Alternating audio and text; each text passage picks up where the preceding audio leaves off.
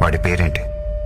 నీ ప్రాణం పోయే టైంలో కూడా నా ప్రాణం పోకుండా కరెక్ట్ గా షూట్ చేశావంటే అది ఏ హాస్పిటల్ ఎవరితో చేయిస్తున్నానని తెలుసుకోవడానికే కదా. ఒక జీవిని మరో జీవి చంపడం తప్పు కాదు, అదే నేచర్. అందుకే దేవుడు ఒక జీవికి ఆహారంగా ఇంకో జీవిని సృష్టించాడు. చంపడమే తప్పైతే ఎద్దుకి కొమ్ముల్ని, పావుకి విషాన్ని, తేలికి కొంటని ఎందుకు సృష్టించాడు? కానీ ఆ కొమ్ముల్ని, విషాన్ని మనుషులకి ఇవ్వలేదుగా. మెదడు, మనిషికి మెదడుంది కదా.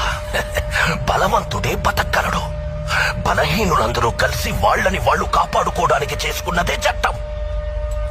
జింకని చంపితే శిక్ష, మేకని చంపితే శిక్ష లేదు.